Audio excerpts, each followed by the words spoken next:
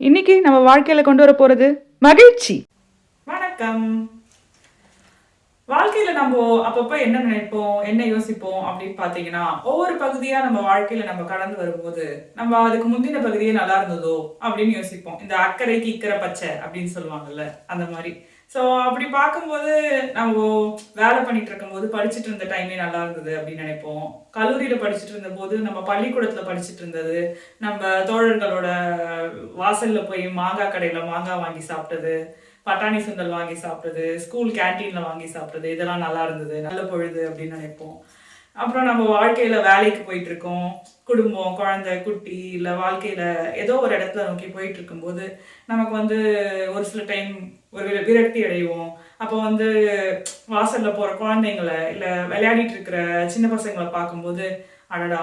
வாழ்க்கையில ஒரு வழியா குழந்தையாவே இருந்திருக்கலாமே! எவ்வளோ சந்தோஷமா இருந்திருக்கும் அப்படின்னு நம்ம யோசிப்போம். அதுதாங்க உண்மையான சந்தோஷம்.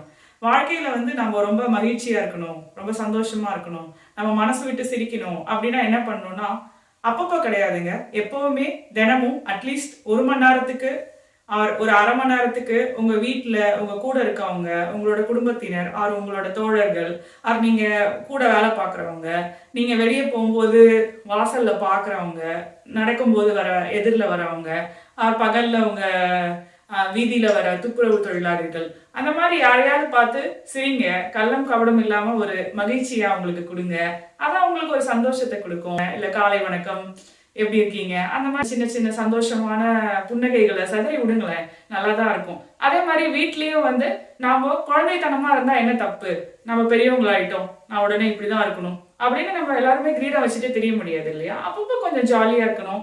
அத வந்து நீங்க தினமும் நான் இந்த டைம் ஜாலியா தான் இருப்பேன் அப்படின்ட்டு நீங்க வந்து கொஞ்சம் மனசு விட்டு மற்ற விஷயங்கள் எல்லாம் மறந்து குழந்தைத்தனமா இருந்தீங்கன்னா நீங்க வந்து பிரதானத்தை நோக்கி நீங்க போற அந்த பாதையில அந்த சின்ன சின்ன மகிழ்ச்சிகள், நீங்க அனுபவிக்கிற அந்த சின்ன சின்ன நொடிகள், நீங்க உங்களுக்காக செலவழிக்கிற அந்த சந்தோஷமான தருணங்கள், உங்களை வந்து நீங்க உங்க பிரதானத்தை அடையும் போது உங்களுக்கு என்ன கொடுக்கும் அப்படின்னு பாத்தீங்கன்னா பேரின்பம்.